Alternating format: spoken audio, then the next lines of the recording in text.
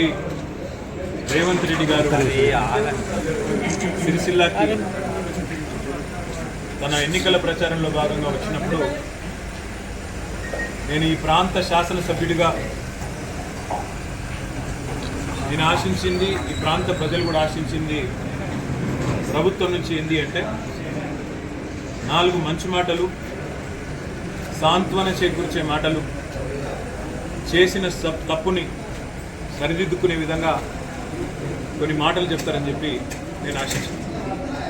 కానీ ఈ ముఖ్యమంత్రి వైఖరి గత 4.5 నెలలుగా ఒక్క మాటలో చెప్పాలంటే చిల్లర మాటలు, ఉద్దెర పనులు, అది తప్ప చేసిందేమీ లేదు. ఇవాళ నిజంగా రాష్ట్రం పరిస్థితి ఎట్లా ఉంది అంటే ఒక పిచ్చోడి చేతిలో రాయి పెట్టినట్టుగా ఇవాళ నాకైతే అనిపిస్తూ ఉంది. ఎందుకంటే కేసీఆర్ గారు ఏం చేస్తే దానికి నేను ఉల్టా చేయాలి అనే ఒకే ఒక్క ఆలోచనలో రేవంత్ రెడ్డి గారు ఇవాళ రాష్ట్రాన్ని నడిపిస్తున్న విధానం కనబడతాం. ముఖ్యంగా కొత్త జిల్లాలు ఏవైతే కేసీఆర్ గారి ప్రభుత్వం ఏర్పాటు చేసింది, ఈ రాష్ట్రంలో 10 జిల్లాలు ఉన్న తెలంగాణను 33 జిల్లాలు చేసింది కేసీఆర్ ప్రభుత్వం.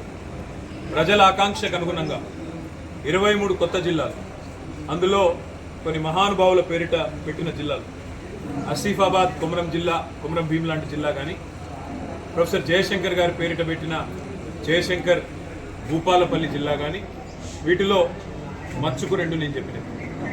అదేవిధంగా మొదట కొన్ని జిల్లాలు ఏర్పాటు చేసిన తర్వాత స్థానిక ప్రజలు, స్థానిక నాయకులు ఐకమత్యంతో పోరాడి సాధించుకున్న జిల్లాలు మరికొన్ని ఉన్నాయి.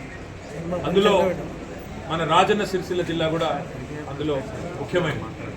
ముఖ్యంగా ఉమ్మడి కరీంనగర్ జిల్లాలో 4 జిల్లాలు, కొత్తగా పెద్దపల్లి, జగిత్యాల, అదేవిధంగా రాజన్న సిరిసిల్ల.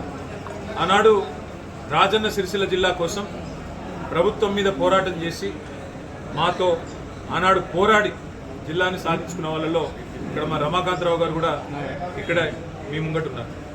ఆ రోజు ఈ జిల్లాలోని జిల్లా సాధన జేఏసీలో భాగంగా ఇక్కడి న్యాయవాదులు కానీ, అదేవిధంగా ఇతర జర్నలిస్ట్ మిత్రులు కానీ, ఇంకా కొన్ని ఇక్కడ ప్రజా సంఘాలు కానీ అందరూ కలిసికట్టుగా ఆనాడు చాలా కష్టపడి పోరాటం చేసి జిల్లాను సాధించారు. నిన్న వాళ్ళందరూ రేవంత్ రెడ్డి గారి నుంచి ఆశించింది ఏంటంటే మేము రాజన్న సిరిసిల్ల జిల్లాను కొనసాగిస్తాం, కొత్త జిల్లాలను ఇట్లే కొనసాగిస్తాం, అధికార వికేంద్రీకరణ వల్ల, పరిపాలనను వికేంద్రీకరించడం వల్ల ప్రజలకు అధికారులు చేరువైనారు, సంక్షేమ ఫలాలు మంచిగా అందుతున్నాయి, కలెక్టర్లు, జిల్లా స్థాయి అధికారులు అందరూ కూడా ఇక్కడే కొలువు ఉండడం వల్ల, చిన్న జిల్లాలు కావడం వల్ల ప్రజలకు లాభం జరిగింది, నా తప్పు నేను తెలుసుకున్నాను, నాకు బుద్ధి వచ్చింది, చెంపలేసుకుంటున్న జిల్లాలను కొనసాగిస్తున్నా అని చెప్తాడేమో అనుకున్నా. కానీ ఈ ముఖ్యమంత్రి వైఖరి ఎట్లా ఉందంటే కేసీఆర్ ఏం చేస్తే దానికి ఉల్టా చేయాలి. కేసీఆర్ గారు 3,000 కోట్ల రూపాయల బతుకమ్మ చీరల ఆర్డర్లు ఇచ్చినారు. ఇక్కడి బతుకు నిలబెట్టినారు, సిరిసిల్ల నేతన్నల బతుకు నిలబెట్టిండు. నెలకు 15-20 వేల రూపాయలు సంపాదించుకునే విధంగా, గౌరవప్రదంగా జీవించే విధంగా సిరిసిల్ల నేతన్నలకు ఒక గౌరవాన్ని ఇచ్చింది కేసీఆర్ ప్రభుత్వం. ఇవాళ రేవంత్ రెడ్డి గారు వచ్చిన తర్వాత రంజాన్ తోఫా కట్టు, క్రిస్మస్ కానుక కట్టు, బతుకమ్మ చీర కట్టు. అంటే కేసీఆర్ ఏం చేస్తే దానికి ఉల్టా చేయాలి. కేసీఆర్ గారు 125 ఫీట్ల అంబేద్కర్ విగ్రహాన్ని, ప్రపంచంలోనే అతిపెద్ద అంబేద్కర్ విగ్రహాన్ని పెడితే దానికి దండేయొద్దు, దాన్ని మొత్తం తాళం పెట్టి ఎవరు కనీసం నివాళులు కూడా, గౌరవాన్ని కూడా అర్పించకుండా దాన్ని కూడా మరి ఒక చెరలో పెట్టిన విధంగా డాక్టర్ బాబాసాహెబ్ అంబేద్కర్ విగ్రహాన్ని కూడా అగౌరవపరిచిన మూర్ఖుడు రేవంత్ రెడ్డి. నేను రేవంత్ రెడ్డి గారికి ఒకటే విజ్ఞప్తి చేస్తా ఉన్నాను, నీ ప్రభుత్వానికి చిత్తశుద్ధి ఉంటే, నీ కాంగ్రెస్ పార్టీ నాయకులు, రాజన్న సిరిసిల్ల జిల్లాలో మాట్లాడుతున్న నాయకులు కూడా మీకు చిత్తశుద్ధి ఉంటే నేను మిమ్మల్ని ఒకటే అడుగుతా ఉన్నాను, కొత్త జిల్లాలు ఏవైతే తెలంగాణ ప్రభుత్వం కేసీఆర్ గారి నాయకత్వంలో ఏర్పాటు చేసిందో వీటిని ఖచ్చితంగా కొనసాగించాలి. కొనసాగించకపోతే తిరిగి ప్రజా ఉద్యమం తప్పదు. దానికి ఈసారి బీఆర్ఎస్ పార్టీ నాయకత్వం వహిస్తుందనే మాట కూడా నేను వారిని హెచ్చరిస్తాను. ఎందుకంటే ఈ జిల్లాలు ఏర్పాటు చేసింది ప్రజల ఆకాంక్షకు అనుగుణంగా ఏర్పాటు చేయడం జరిగింది, ప్రజల పోరాటాలకు అనుగుణంగా ఏర్పాటు చేయడం జరిగింది, అంతేగాని ఇష్టానుసారంగా జరగలేదు. అందుకే రేవంత్ రెడ్డి నేను అడుగుతున్నాను, మీ పార్టీ వాళ్ళు చెప్తా ఉన్నారు పార్లమెంటుకు ఒకటే జిల్లా ఉండాలి అంటున్నారు. అంటే 17 పార్లమెంట్లకు 17 జిల్లాలు ఉండాలన్నది ఒక విధానంగా నువ్వు చెప్తా ఉన్నావు, విధానపరమైన నిర్ణయం అని చెప్పి మీ పార్టీ వాళ్ళు చెప్తా ఉన్నారు. మరి 33 జిల్లాల్లో ఏ జిల్లాలను తొలగిస్తారు, ఏ జిల్లాలను కొనసాగిస్తారు, తప్పకుండా ప్రజలకు తేటతెల్లం చేయాలని చెప్పి నేను డిమాండ్ చేస్తా ఉన్నాను. కరీంనగర్ పార్లమెంట్ పరిధిలో ఇవాళ కరీంనగర్ జిల్లా ఉంది, రాజన్న సిరిసిల్ల జిల్లా ఉంది. మరి దేన్ని కొనసాగిస్తారు, దేన్ని తీసేస్తారు చెప్పాలా రేవంత్ రెడ్డి అని చెప్పి నేను డిమాండ్ చేస్తా ఉన్నాను. రాజన్న సిరిసిల్ల జిల్లా తీసేస్తావా లేదా కరీంనగర్ జిల్లా ఎత్తేస్తావా చెప్పాలి. నిజామాబాద్ జిల్లా పరిధిలో, నిజామాబాద్ పార్లమెంట్ పరిధిలో జగిత్యాల జిల్లా ఉంది, అదేవిధంగా నిజామాబాద్ జిల్లా ఉంది. ఏ దీన్ని కొనసాగిస్తావు, దేన్ని ఉంచుతావు చెప్పాలా రేవంత్ రెడ్డి అని డిమాండ్ చేస్తా ఉన్నాను. పెద్దపల్లి పార్లమెంట్ పరిధిలో పెద్దపల్లి జిల్లా ఉంది, అదేవిధంగా మంచిర్యాల జిల్లా ఉంది. మరి మంచిర్యాలను తీసేస్తావా, పెద్దపల్లిని తీసేస్తావా చెప్పాలా రేవంత్ రెడ్డి అని డిమాండ్ చేస్తా ఉన్నాను. ఆదిలాబాద్ పార్లమెంట్ పరిధిలో 3 జిల్లాలు ఉన్నాయి. ఆదిలాబాద్ ఉన్నది, ఆసిఫాబాద్ కుమరం భీం ఉన్నది, నిర్మల్ జిల్లా ఉన్నది. మరి ఏ 2 జిల్లాలు ఎత్తేస్తావు రేవంత్ రెడ్డి? ఆ జిల్లా ప్రజలకు దమ్ముంటే చెప్పు. నేను ఉత్తగానే అంటలేను. ఇవాళ తెలంగాణలో పరిపాలన పిచ్చోడి చేతిలో రాయిలాగా మారింది. ఎవరైనా కొత్తగా ఏమైనా యాడ్ చేయాలని చూడాలా, కొత్తగా వికేంద్రీకరించాలని చూడాలా, కొత్త డివిజన్లు ఏర్పాటు చేయాలి, కొత్త మండలాలు ఏర్పాటు చేయాలి, కొత్త మున్సిపాలిటీలు ఏర్పాటు చేయాలి. పెరుగుతున్న జనాభా, పెరుగుతున్న అవసరాలు, ప్రజల ఆకాంక్షలు, వాటికి అనుగుణంగా పరిపాలనను వికేంద్రీకరించాలి. కానీ ఇలా పిచ్చోడి చేతిలో రాయిలాగా, ఒక తుగ్లక్ పాలనలాగా రేవంత్ రెడ్డి ఉన్న వాటిని తీసేస్తా అనే ఒక మాట ఏదైతే మాట్లాడుతున్నాడో ఇది నిజంగా కూడా చాలా చాలా దారుణం. దీన్ని అన్ని జిల్లాల ప్రజలు కూడా గ్రహించాలని చెప్పి కూడా నేను కోరుతా ఉన్నా. రాజన్న సిరిసిల్ల జిల్లా ప్రజలకు కాంగ్రెస్ పార్టీ స్పష్టత ఇవ్వాలి. అసలు రాజన్న సిరిసిల్ల జిల్లాను కొనసాగిస్తారా, తీసేస్తారా? 33 జిల్లాల్లో 17 జిల్లాలనే చేయదలుచుకుంటే ఏ 16 జిల్లాలు మీరు తీసేస్తారు? నాగర్ కర్నూలు పార్లమెంట్లో 3 జిల్లాలు ఉన్నాయి. నాగర్ కర్నూలు జిల్లా ఉంది, వనపర్తి జిల్లా ఉంది, అదేవిధంగా గద్వాల జిల్లా ఉంది.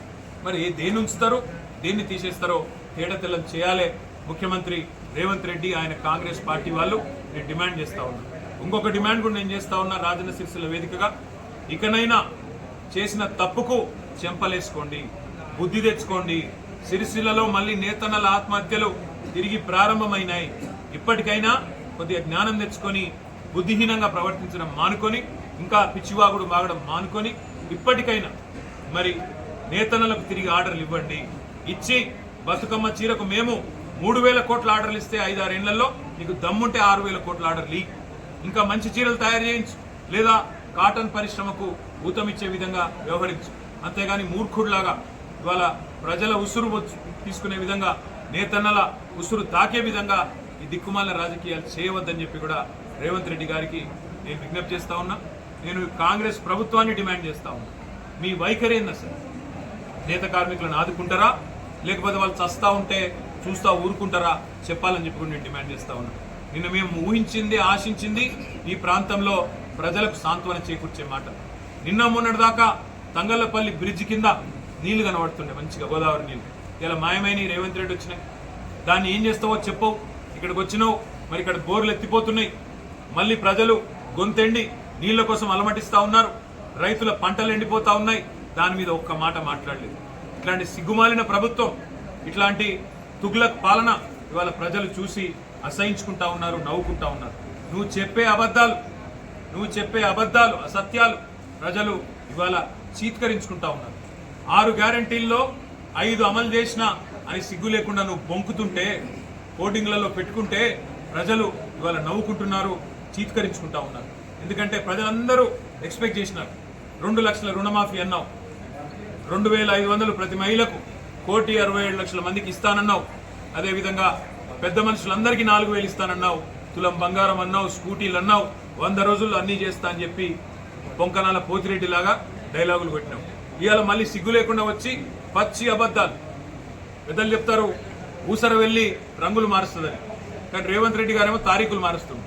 ఊసర వెళ్ళి రంగులు మార్చినట్టు రేవంత్ రెడ్డి గారేమో తారీఖులు మారుస్తుంది. డిసెంబర్ 9 నాడు రుణమాఫీ అన్నాడు, మళ్ళీ ఇలా 15 ఆగస్టు అంటున్నాడు.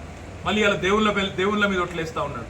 నేను రేవంత్ రెడ్డి గారిని అడుగుతా ఉన్నా, నిజంగా నీ పార్టీకి చిత్తశుద్ధి ఉంటే, నీ పార్టీకి నిజాయితీ ఉంటే, మొన్న ఇచ్చిన వాగ్దానాలకే దిక్కులేదు, కాంగ్రెస్ 6 గ్యారంటీలకే దిక్కులేదు, మళ్ళీ ఇప్పుడు కొత్తగా ఇంకో 5 గ్యారంటీలు అని చెప్పి పార్లమెంట్ ఎన్నికల కోసం ఆడుతున్న మోసం డ్రామా ఏదైతే ఉన్నదో ఇది ప్రజలు గ్రహించిండ్రు. నీ పార్టీకి బుద్ధి చెప్తారు. నువ్వు ఇప్పటికైనా నిజాయితీగా చెప్పు. జిల్లాలు ఎన్నుంచుతావు? బతుకమ్మ చీరలు ఆర్డర్ ఇస్తావా ఇయ్యవా? గోదావరి నీళ్లు మళ్ళీ ఈ ప్రాంతానికి ఎట్లా తీసుకొస్తావు? కాళేశ్వరంలో ఉన్న మేడిగడ్డ చిన్న రిపేర్ బరాజులో ఎప్పుడు చేస్తావు? ఎప్పటి లోపల పూర్తి చేస్తావు? రైతులు అడుగుతున్నారు, నేతన్నలు అడుగుతున్నారు, జిల్లా కోసం పోరాడిన ప్రజలు అడుగుతున్నారు. వీటికి నిజాయితీగా సమాధానం చెప్పు, లేకపోతే మే 13 నాడు నీకు తప్పకుండా సిరిసిల్ల ప్రజలు, కరీంనగర్ ప్రజలు, తెలంగాణ ప్రజలు బుద్ధి చెప్తారని చెప్పి కూడా కాంగ్రెస్ పార్టీకి నేను హెచ్చరిస్తూ, ఇకనైనా నిజాయితీగా పనిచేసే ఒక గుణం అలవర్చుకోండి, ప్రజాస్వామికంగా పనిచేసే గుణం అలవర్చుకోండి అని చెప్పి కూడా వారికి హితవు పలుకుతూ మీ అందరికీ కూడా ధన్యవాదాలు. Thank you.